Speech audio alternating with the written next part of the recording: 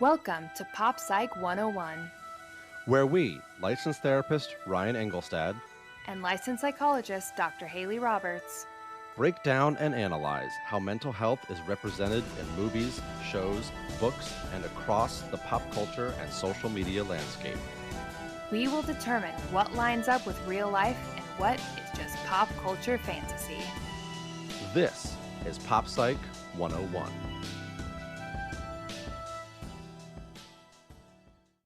As I said in my email, I'm looking to, sort of talk about like White Lotus, but also maybe shows in general that have characters that people are just sort of love to watch and hate on. But I'd love to maybe just start by having you both like introduce yourself and maybe a little bit about your background and whatever you'd like to say maybe about the podcast too, about how you met. Totally, yeah. Yeah, sure. I'll jump in. So Ryan Engelstad, licensed clinical social worker. I've been a therapist in different capacities for over 10, 15 years now. And I've been co-hosting PopPsych for, I think, 4 years, something like that. I think we were doing a deep dive recently. And Haley and I connected over a Facebook podcast group. I was looking for a co-host after my first co-host of the first year and change stepped away. And we've been basically since a little bit pre-pandemic, I want to say. And then I'm trying to remember the timeline. Yeah. I think we started January of 2021. Yeah, I wanted to say 2021. Okay, that feels right. So into the pandemic a little bit. Yeah, that actually does fit my longer mental than a timeline. year, though. Oh, wait, that is longer than a year. Yeah. I can do math. Yeah, almost 2 years. Yeah, no, that's so it's something we've been having a lot of fun with. And we actually just published an episode on our 100th episode, and it was basically covering why and how we came to do this. And I think Haley would agree that I think we just love having these conversations, but also breaking down this kind of these portrayals for people in a way that they can understand sort of the themes and topics that are being discussed, sometimes in a very overt, hitting you over the head kind of way, and sometimes with stuff like White Lotus, like very sneaky, subverting what's going on here. How can people understand what people are trying to say, again, like overtly or not. So Yeah, if you are interested about the history of the podcast and stuff like that, our 100th or Ryan's 100th episode was last week, and I basically asked him a bunch of questions about the journey and how it came to be and all sorts of stuff. So I am Haley Roberts. I have my doctorate in clinical psychology. I worked a lot with chronically ill children for a long time. Yeah. And then now I work in private practice, and I mostly work with teenagers, young adults, young professionals, so 20s and 30s. And I ascribe to a focus called acceptance and commitment therapy. And that means I focus a lot on values and people making personal choices that are valued, not socially thoughtful choices, which actually ended up being a really interesting discussion that Ryan and I had today about White Lotus, because we're on very different pages about how we feel about this season.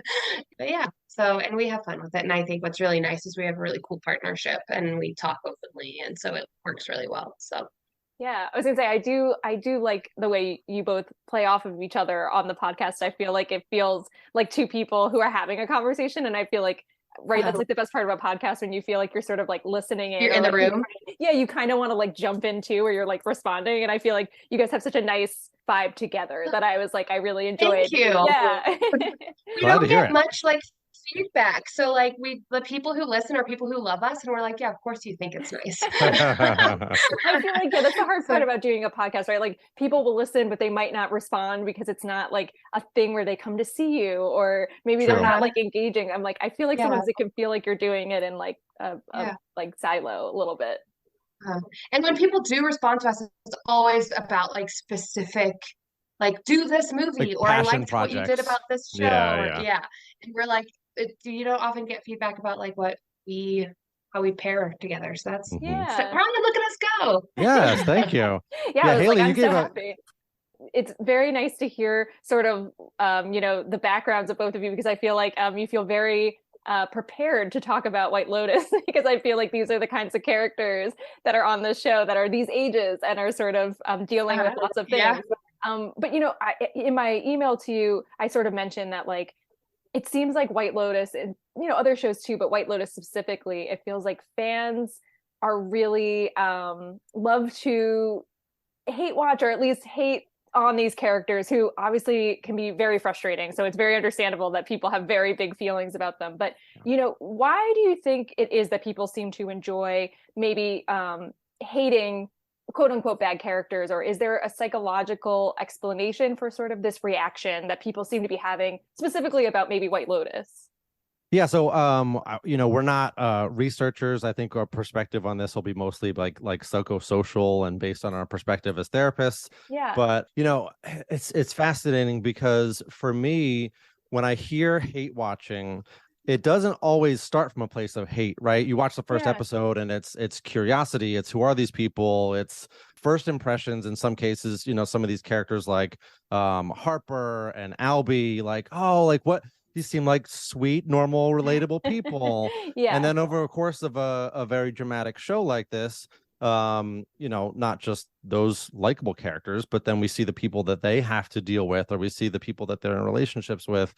And whether it's coming from a protective standpoint of like, oh, leave my character alone, be nice to this person that I've grown attached to. Yeah. It's just as much anger or hate at the people that are making their lives difficult. So it's with so many like interpersonal dynamics, I think, at play in a really well-written show like this, that we naturally have. For me, I'll say if there's a show where I can't find any redeemable characters or any redeemable dynamics, like it's harder. Like I can't hate everyone. So I think that's why a show like this works, is because it's like a slow burn building you into, as Haley and I talked about today before we came on, like kind of relatable relationship dynamics, especially in season 2. Yeah. What I think is interesting about what Ryan said is Ryan, you kind of described like parasocial relationships, almost as though like people are feeling like you were talking, Shannon, about like how people feel connected to podcasters, because it's like, oh, we're all sitting in a room. We're sitting in my bedroom talking about this, right? And it's like, no, Ryan and I are not in your bedroom. But I think that's kind of like the experience that Ryan kind of described. For me, I think that like particularly a show like White Lotus. Now, I have a different take on the characters that Ryan does. I found season 1 to be kind of, I hate all these characters. Season 2, they don't bug me at all. Like I do not feel like a negative feeling towards them in any way. Whereas Ryan's like, really? Let's talk about that. He's like, I hate them, most of them. Not most of them. One in particular, Ryan really does. I got a couple bones to pick. Yes, it's true. Oh, I'm going to ask you about it, so I'm so excited to hear. So what I think is, particularly with a show like White Lotus, is they're pretty glamorous. And so like, I think like social media, people like to feel a part of glamour. And so they're like, what is this, like this fancy resort that we are spending time at, right? But then you start to realize this guy is complaining about not being in this room, this first season, complaining about not being in this room constantly, or this guy is cheating on his wife all the time, or this guy is like trying too hard or whatever. And you find these pieces that you like don't really like about this person. And I think it feeds our ego, is we go like, well, I might not be this glamorous, but at least I'm not like that. And I think that that's kind of what it feels like. And it, people really, it's gossip, right? Like people connect over gossip. And I think that's why people like watching it, is it's just like high school. Like everyone doesn't want to be a part of the drama, but you like want to know what the drama is. And I think that's exactly what one of these shows is. And I think like this isn't really the question that you asked yet, but as far as like the psychology goes, I think that like you can only do so much of it before it kind of starts to like attack yourself a little bit, like mental health wise. So like I noticed this a lot with my patients and myself personally over the pandemic. Well, actually like 2018 until over the pandemic, was true crime was everywhere. And so all my podcasts were true crime, all my TV watching was true crime, and I started noticing myself getting in a headspace that was not comfortable Yeah. and didn't feel good and was not great. And I noticed that in my patients as well. And then as I got rid of those things, I was like, oh my God, I feel lighter. Yeah. And I think that's the same with TV, which is why I think people like having Parks and Rec, is because it's you like the characters, you're not mad at them, you connect with them, it feels like this valued relationship. But then you can also watch White Lotus and be like, did you see what Albie did? Or you can do the gossip thing. And so I think that's where that hate watching comes in, is I think it feeds our ego of I'm not as bad as this person. Season one, yeah. In season one, I felt like they really grabbed one personality flaw and made that each character's full personality. And so they were really easy to hate because you're there's nothing great about this person. They all suck. Yeah. The second season, I feel as though they made the characters more dynamic. And so you're he's really charming. And it's yeah, but he cheats on his wife. And you're yeah, but she cheats on him too. So they have an agreement. Or, well, Albie's really sweet. Or, I think what that did was it made them more relatable as people. Yeah. And so you see more of yourself in them. And so that comparison doesn't look as hierarchical, but I do think it feels more like a connected comparison as well, if that makes sense. Yeah. Maybe. No, that's such an interesting comparison too between the two seasons. But I'm sorry, I didn't mean to cut you off. Yeah. No, I was just it's funny listening to you, Haley, talk about the ego piece, because I think in my head, hearing you talk about the comparison of Parks and Rec, it feels like different rides at an amusement park, right? Where sometimes you just want to sit in the lazy river and you can close your eyes and not worry. You'll be safe the whole time. Nothing bad's going to happen. You'll be taken care of. Whereas watching White Lotus is New Jersey Six Flags is King Ka is just straight up and then straight down at 80, 100 miles an hour. And, as a person who at a time in my life hated roller coasters, I never felt that sense of safety despite knowing I was secured in until, you try it eventually. And I think that's where shows like this come in, is we're able to experience hate and anger and jealousy and annoyance. Oh, I can't stand that person. I can't stand this character, blah, blah, blah, blah, blah. And then the episode ends and we are returned to safety. Nothing bad happened. We were able to experience those emotions and not have anything bad happen. There's no consequences. There's no consequences. It didn't happen in real life. That way about your friend, someone could hear about it and exactly might come back to you. Right. Yeah. And then being able to follow that up with talking about it with your friends and playing around with theories. I mean, it feeds this desire we have to be safely engaged with controversy, right? That I think, it does feed something that I think, given the opportunity, we do like engaging in when it's not dangerous to us. Yeah, I totally agree. Yeah, I was thinking about the show Girls from years ago.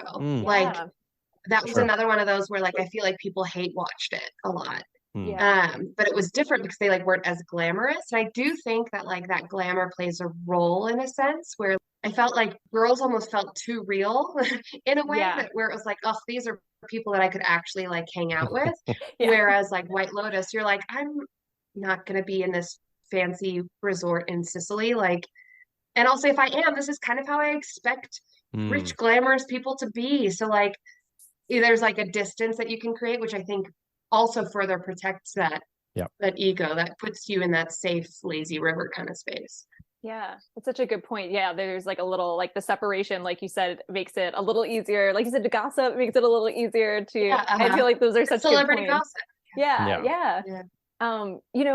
Something I really like about your podcast is that you sort of talk about the reality of a show and maybe some of the fantasy of it. And I was wondering, when it comes to White Lotus, what sort of feels real to you, or what feels more fantastical, or you're maybe specifically when we're talking about the psychology of these characters, because I think you made such a good point about the idea of this season does seem more complex in how it's written its characters, maybe in comparison even to the first season. Ryan, what are your thoughts? Yeah, I On a mean, scale from 1 to 5. so it's interesting. So far, and I think we're talking about the show at a really interesting point because it's right before the season finale, right? Yeah. Where we don't know how much of this is going to blow up and how much it's going to be dramatized and who's dead and all these sorts of things, which is, I think, where it tends to cross over into the fantastical a little bit, into the murder mystery, into the true crime sort of piece that it feeds. But up to this point, I think it's been really grounded. And Haley and I were talking about, the relationship dynamics and how complex and different relationships are. And a lot of that feels really well portrayed. I think for me, I especially like is it the DeGrasso, men Oh yeah, and yeah. sort of their history? Because I think Love that combo. Yeah. family trauma and like inherited unhealthy relationship dynamics is a very real thing. Yeah. And Haley and I have talked about, working with people, especially young people, and if they've had modeled relationships, parents, grandparents who have not had the best relationships, it does kind of cause you to be a little bit jaded and a little bit it affects your expectations of what a normal healthy relationship should be versus could be, like what's possible for me as a person coming from this family. So I think they really hit on some interesting complex stuff that I think is very much based in reality. Yeah I find this season, if you think about this show, and again, I think first season we would have had more to say about it because like they truly pick one personality characteristic and like that's your character now, which is less realistic. I think this season the people feel more dynamic and feel more real. I think it's done very realistically, and like the people, I think like in that family, for example, like what you see is like grandpa to dad repeated grandpa's behaviors, dad to Albie like overcorrected, right? And like that's what I would rather have, but like I think that like it really shows. But then also like when his dad starts being like, what are you doing, stay away from that, then he starts like kind of making relationship decisions in response to his dad, which is what we as humans do, right? And like I think also I had a thought about one of the characters where I was like, that was like really well portrayed, and now I'm like blanking on what it was. I'll come back to it. Yeah, I was like, It'll he's come coming back.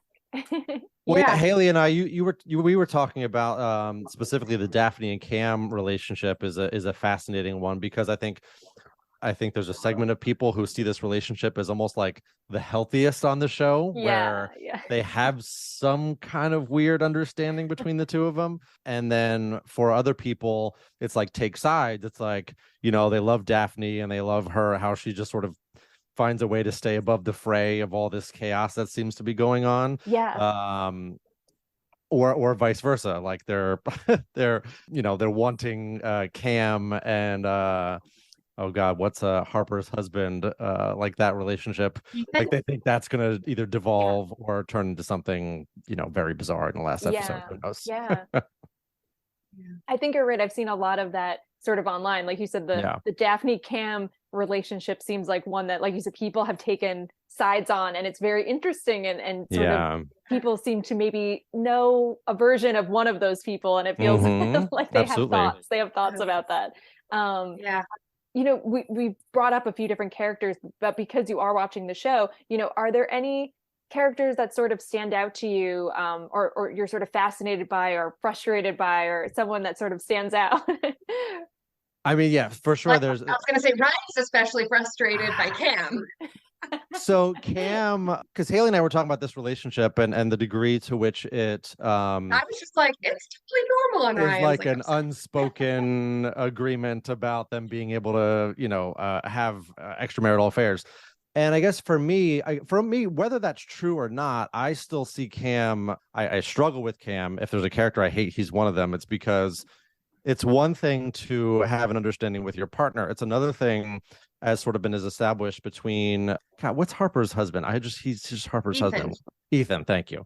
Like this dynamic between Cam and Ethan has obviously been established where he kind of messes with him, and it comes into his relationship with his wife And for me, that's like a line crossing, where he's naked in front of her in the first episode, and he's, hands on her thigh and things like that. And, for me, that's a line crossing where it's like, okay, this is not just a person who messes around and otherwise has a relationship that they've figured out a way to, make it work between each other. This is also a person who is, if you're into like D&D, it's like chaotic evil a little bit. Like he'll do some stuff in an unexpected way. And so he's one of the characters on the show that I definitely struggle to like see the good in. I know it's there, but it have a little bit of harder time with him. Yeah. I don't know that anybody like sticks out to me that much, but the like relationship that frustrates me the most is Ethan and Harper. And the reason is because so I think the Ethan, Harper, Cam, Daphne like pairing is really like cool pairing, because this is kind of what I spoke to Ryan today. Was I was like, Daphne and Cam actually have like the most settled, agreed upon relationship out of everybody in this show. Of like, they may not have explicitly said let's both cheat on each other, but like they both know what the other person is doing, and they both know where they stand with each other. Cam knows? Are we sure Cam knows? Are we sure Well, Cam we don't knows? know. We don't know if Cam knows that those are not his children, but like he probably figures, because like when she was like, oh, I'm gonna stay the night, he's like, oh, she always does this kind of stuff. So like he may not know. I think privileged white man, he probably thinks that she's not sleeping with anybody but him. But like they do kind of agree. Like, I go off and do my own thing, and she, maybe she knows, maybe she doesn't. I go off and do my own thing. Maybe he knows, maybe he doesn't. And like, do I think it's healthy? No. However, like it feels like a settled, kind of agreed upon relationship. Yeah. But then like Ethan and Harper, Aubrey Plaza's like character, come in, and it like sets it up that you're like, okay, this is going to be a healthy relationship, because like they actually talk about stuff and they actually see each other. But then you're like, oh no, they don't. They don't actually, like, they talk at each other. Yeah. And they like mention that they're in a relationship with each other, and they mention that they don't like stuff that the other person is doing, but there's no like agreed upon nature. There's like no collaboration. There's no like meeting somewhere. And that really frustrates me, because I'm like, particularly, I'm one episode behind, but like particularly yes, I think his character should have like told her sooner that what had happened that night.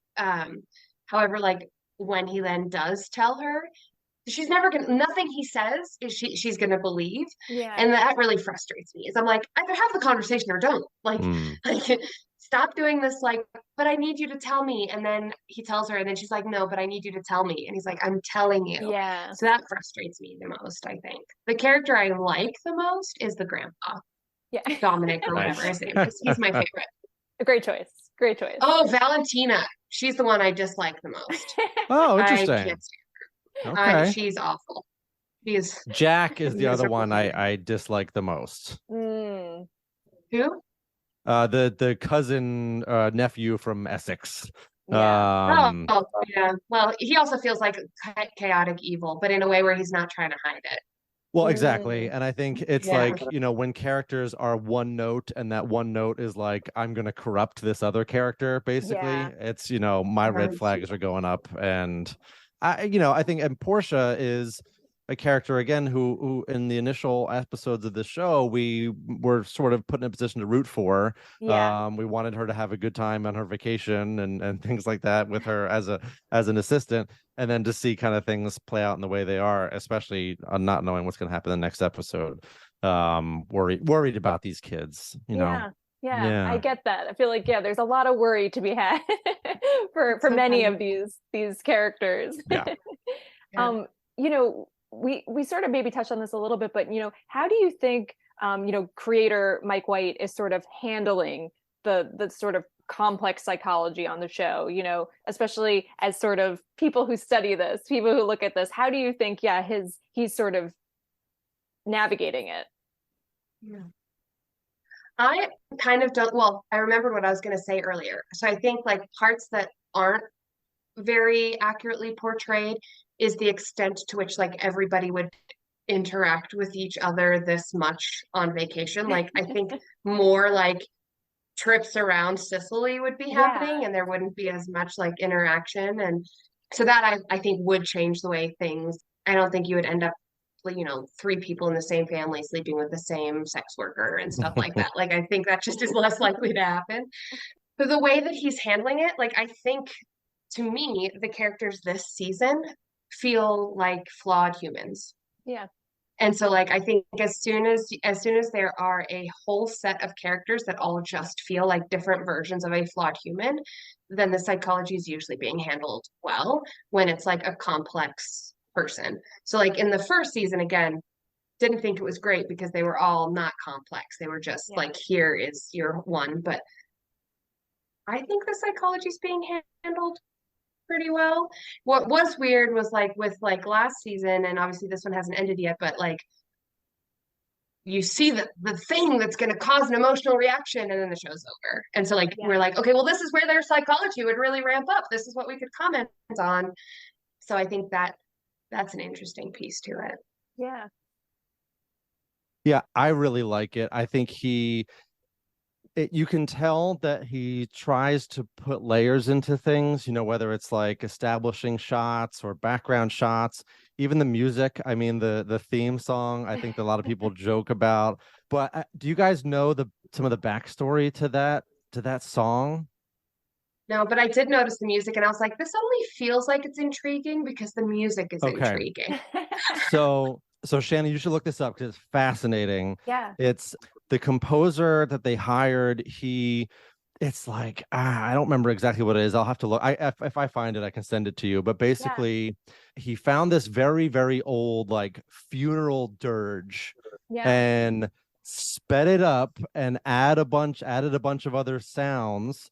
And that's what became the theme song for season 1. And then they kept the same theme song and they just made it like Italian for season 2. That's what it sounds like. Yeah. They just Italianed it up like a little bit. Song that's been and I think like for me, that speaks to both Mike White's and obviously the composers, the depth that they're going for, that they want the audience and they want the characters to have this ominous feeling. Obviously, you know, each season has been set up with like a body bag, so we are already set with that. But I think you know, the way that he's able to establish tension within these relationships, not in a like with an immediacy. Like I think there have been some episodes that have just been kind of like, oh, not a lot happened this week. But because we know we're headed towards this death, it's like, you know, it sort of speaks to me. And you know, when I work with people with anxiety, it's like, you know, I all of a sudden I'm just like, it's this feeling, I'm just tense. I can't let it go. And for me, that's what this show, watching the show sometimes feels like, especially the most recent episode when Tanya is in the cocaine party. Just wait for that, Haley, by the way. Yeah, I was saying like so anxiety inducing. It's just like, oh no, like something bad's gonna happen. And a lot of the conversations, even between the characters, you're just waiting for like, you're waiting for Harper to mention the condom wrapper, you know, and it's just like really the tension is really well established, you know, unless you're a person with anxiety who is not comfortable with that. I was in people who shouldn't watch this. Yeah. Well, listen to our Euphoria episode. But I'll just put out there, I hated it every second of it. But that tension that you're talking about, Ryan, it also always ends up just being like, and then nothing happened. Like it always ends up being like that, which to me is so human. We build these things up in our head, like this is how this conversation is going to go, and this is how this fight's going to go, and this is how it's going to feel. And then you have the conversation, and they're like, "I didn't sleep with anyone," and you're like, "What?" Yeah, that's not the fight that I had with you in my head. And like, I think that's kind of how, to me, this show feels. Like I'm entertained by it, but I also find it kind of dull. I'm like, nothing really happens. Yeah, and I kind of like, if you think about it, like nothing really happens in life anyway. And so like the shows that are like the like watch week to week kind of shows, like the Game of Thrones and those, like there's like this like a murder or something happening every single episode, Yeah. which also is very unrealistic, right? Yeah. So Yep. almost the way that it's that like tension is built and then like kind of nothing happened. Like even in the first season, like the whole season we're waiting to find out who's murdered. And then Yeah. it's just that like the guy walks into a knife, Yeah. like that another man Yeah. was holding, and Yes. you're like, Yes. That was it. oh, Yeah. okay. Yeah. Like, Yeah. Wasn't really that's murder after all. yeah. Yeah. That's kind of like I think almost makes what he's doing more human of like hmm we kind of build things up a little bit. Yeah. Yeah. That's such a good point. I It's feel like like, a yeah, the normalized soap tension. opera. Yeah. Yeah. Well, because like growing up, I mean, you know, if you had friends or family or relatives who watched soap operas, you'd be like, oh God, how can you watch that stuff? But Yeah. isn't Game of Thrones just a soap Oh, yeah. opera with dragons Yeah. and fancier Yeah. costumes, right? And I think to Haley's point, like this has a lot of those notes of a soap opera, but it's very much then grounded back to, but then you're just still at a resort for a couple more days. Yeah. And Uh-huh. you know, and then you just got to go back to your brunch. Yeah. Yeah. You know, there's not a lot of hotel brunches on soap operas. Yeah. That every character seems to be at. Which That's I love. exactly right. I think like Conveniently. you had Also said, very Haley. realistic. Yeah, absolutely. Yeah, that's That's very the quiet realistic, right? moments. Like Yeah. yeah, when something happens, like let's say your parent dies, the next day you just wake up and have breakfast. Yeah. Like that's kind of how life happens, right? Yep. If you're glamorous, you find yourself in a cocaine party, and then the next morning you wake up and have breakfast. Or you found out your husband, you know, and his friend had some escorts over, and it's like, all right, well, they're coming over, and now we got to go out to breakfast anyway. Like, yeah, we're Yeah, gonna figure that's this how out. life happens. Yeah. Yeah. We'll talk about this Angrily later. Like crunch what into some couple avocado hasn't said toast. that? That's true. That's true. Yeah. What couple hasn't had an awkward brunch with another couple? Yes. Yeah. You know, we've sort of talked about, yeah, there's sort of people having these very big feelings about these characters, some of which, yeah, very frustrated, maybe a little bit of a hate towards them. Can we learn anything from the way we feel about these characters that frustrate us? Whether it's about ourselves or others, can we learn something? Yeah, it's a great question because I think for me, you know, I was reminded, you know, and we've been talking about, you know, drama and gossip. And I think in therapy, people can also have a tendency to come back and complain about the same person, kind of get stuck on like, let me tell you about what my mother-in-law did this week, or let me tell you what my kids got in trouble with this week. And while that's a perfectly acceptable use of therapy, it's also a reflection of sometimes we get stuck in the difficult to resolve emotion around a person or a relationship dynamic. So if there's anything to take away, it's like, you know, not that it's a problem to hate watch a show, but like, okay, maybe we also should talk about the things that we love about it and find some balance and, you know, I guess like create that almost like neutrality where it's I'm not just stuck in the thing that makes me mad. And that maybe, you know, whether it's like watching true crime is raising my anxiety, is raising my tension, but maybe I also need to balance that out with, you know, Parks and Rec, or maybe I also need to balance that out with you know, the things that I really like about this show. Or wasn't it cool there's you know, the weird music, or oh my gosh, isn't Sicily beautiful? And in finding that balance, I think we're able to kind of get to that emotionally regulated place. You know, we're dealing with people you hate. I think it's very easy to get stuck in gossip and criticism and you know, talking about them behind their backs and all that kind of stuff. And I mean that, you know, holding on to that negative emotion, especially over long periods of time, is hurts you more than it's hurting them, for sure. Yeah. It's drinking poison and thinking someone else is going to die from it. Mm-hmm. Yeah. I think so. There's this concept in therapy called countertransference. And basically, well, there's transference and countertransference. And they're old school terms, but basically it's that like the patient puts personality traits on the therapist based on like their history in relationships and psychological history. But then also because you're a human in the room, therapists can sometimes do the same thing in return. So for example, we covered in treatment, and there was like one series of patients where the therapist was kind of mothering this young man, and then you find out that like he's about the age that her son would have been, and so like it was her own stuff reflecting onto this other person. And the reason I bring that up is because you asked, like, is there anything that like we can learn about ourselves or the psychology or our psychology by like how we react to a show? And I think 100% yes. The way Ryan spoke about it, the way we react to any person, I think is correct. In that, like, for example, like Cam, for whatever reason, does not bother me that much, right? Yeah. Granted, the things that Ryan pointed out, like I forgot about because those things would have bothered me. But I think this is actually a really good example. I think if we have a reaction to somebody, it says something about us, because like somebody standing next to us will be like, oh, I didn't think that it came across that way. So it says something about us. So what I'm thinking is what it says about us is one of two things. Either they're so misaligned with what we consider personal values. So that's the case here with Ryan. He really values men who respect women and women's boundaries. Cam doesn't care at all, and he like pushes through those relational boundaries. He pushes through those gender boundaries, whatever. And so Ryan's like, I don't like this guy. He does not have great values. Yeah. Or I think the other thing that like triggers a response about ourselves is you're like, oh, I see in you what I'm capable of, and I don't like that. Yeah. And I like places where I've seen that with people that I've talked to is people who are like really confident and they know that they can like err on the side of like arrogance.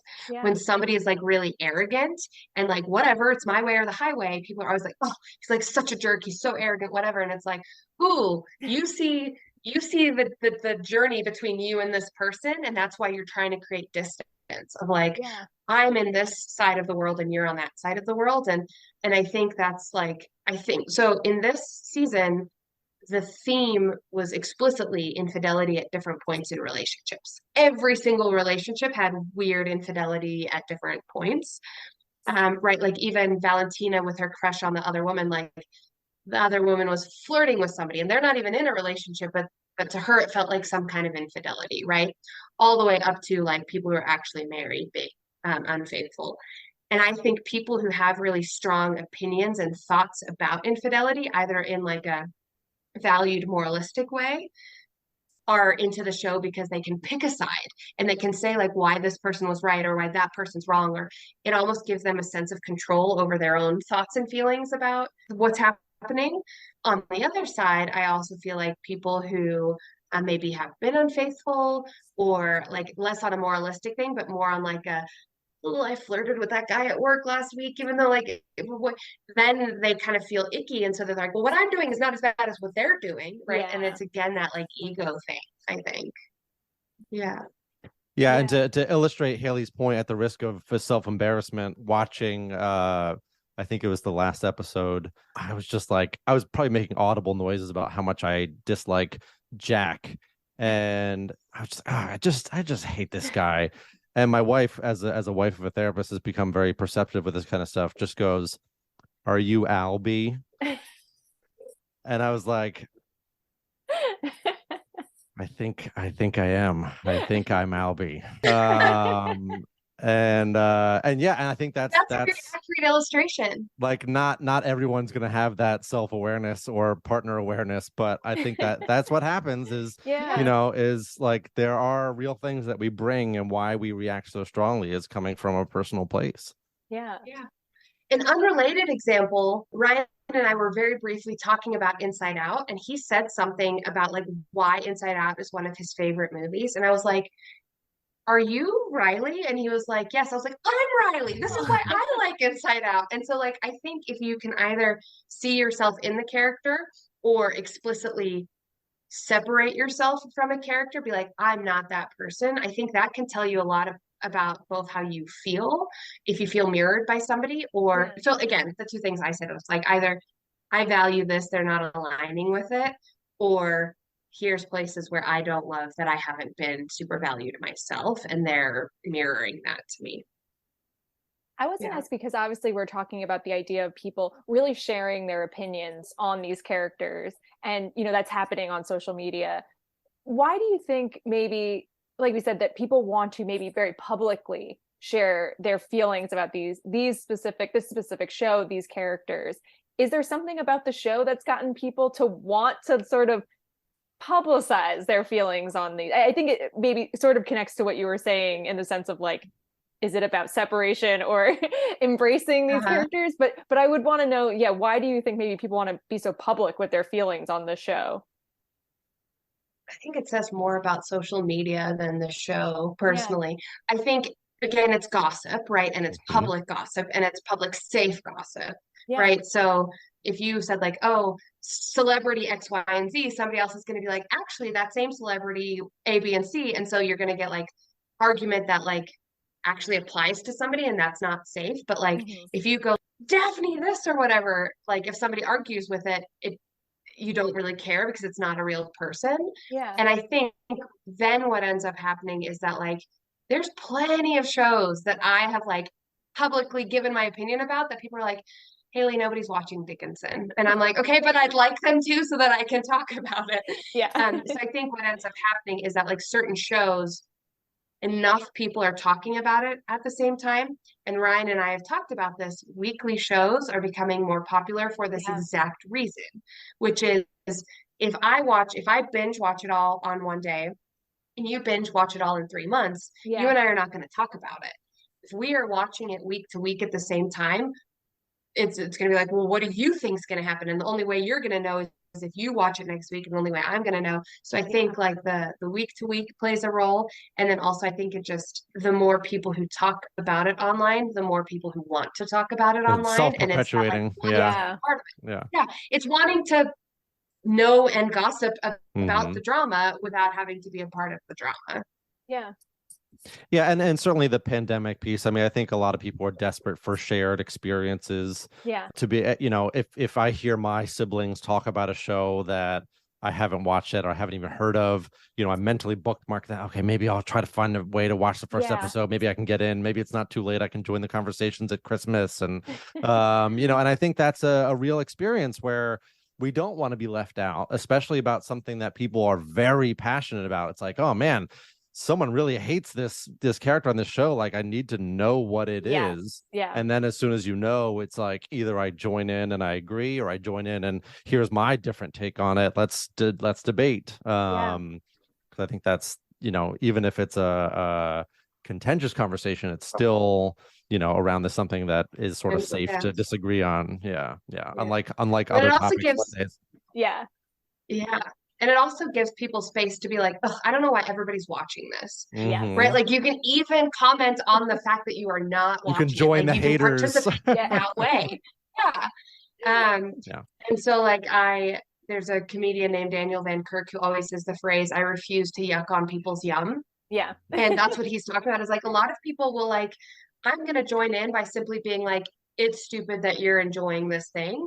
And like, okay, I have a lot of thoughts about that whole process, but even that is like, they're connecting over White Lotus, just like, don't tell them that's what they're doing, you know? You're a part of the discourse, whether you like it or not. 100%. You're participating in this conversation. That's such a good point. You know, those were all of my questions. I don't know if there's anything you feel we missed or anything you want to expand on or anything else you'd like to say about any of the things we talked about. Ryan, who do you feel is the most normal character in season 2? Oh man, well, it depends what we mean when we say normal. I mean, who's the one that you would hang out with the most easily? Oh, interesting. I don't even have an answer for this. So the one I would hang out with most easily. No, it is a good. Actually, I have an answer. I mean, you know, Harper is a particular fan favorite for a lot of people. I think part of that is just Aubrey Plaza is just like, you know, she seems like a good hang where you can just kind of you know, be sarcastic and detached and, you know, but also be in Sicily and have fancy outfits and smoke a cigarette. So her character feels the most grounded, I guess, where she's like, she doesn't really want to be a part of this thing that's happening around them. Like, she joined it because her husband was invited, and as a part of it, she was invited. So she's acclimating to it in a way that she can. And for me, like, that's a very relatable thing. So I think that's, you know, I think she's a really good character, and I think people are giving her a lot of kudos because it's fun to see her on screen. Yeah. Yeah. I would not want to hang out with her. She's such a negative Nancy. Only when she's around Bert her would be the one husband. that I would want to hang out with. Bert. Huh? Yeah, Oh. yeah, yeah. I should have known you were going to Um, say Bert. But also, like, I really like Daphne. Like, Yeah. I think that, yeah, maybe some of the choices she makes are, I'm like, I wouldn't make those, like the way that they like play games and stuff. Like, I Hmm. wouldn't want to be her friend, but I'm like, Yeah. she's like straightforward about it and she's honest about it. And she's like, hey, we're spending the night because I'm like playing a game with my husband. And I'd be like, okay, well, I'm going to call my husband and tell him what you're doing. But then also the piano player, like, she seems very just like, I'm just here. Is The that woman, Mia or the Lucia? Yeah, Lucia. Yeah. Yeah, yeah, yeah, yeah, yeah, yeah. yeah. Like me, I was like, I just happen to be here with a friend, and I'm just figuring things out as I go. So Yeah. that's funny. Not Valentina; she's my least favorite. I love that you're like a Bert and not a Valentina. I like that it's like it's Yeah, very yeah, that's 100%. it's very I clear. want to hang out with the old white guy. He's going outside of the resort, so I feel like he is making his way outside. One of the few I feel like who's really traveling. Yeah, good for him. Yeah. Well, Who knows how many trips he'll he'll get. He's get. having a good vacation. Yeah. Like, he's just like, I'm just here. And he Yeah. had a line where, like, I think this interaction, I think, was like the whole thing is, he said, like, I loved your mother and she loved me. And then his son said, it's not that simple. And he said, yes, it is. Yes. Mm. And I think that whole interaction describes this whole show perfectly, is that, Yes. like, this is all very simple. Like, the whole show is all very simple. It's like, these are all just people being people. And Yeah. also, like, it's not that simple. Like, it's also wildly complicated. And I think that whole interaction perfectly describes the human experience, which is like, what it boils down to is that I loved your mother and that's all that matters. However, there also were all these other details that really mattered too. Yeah, that's such a good point. And interesting too, like you said, because we're seeing the fallout with like the generations. And it's so interesting. Like you said, he's the one who's like, yeah, it's easy. And the other two are sort of like, wow, we're really paying the price for some of it. Yeah, totally. Yeah.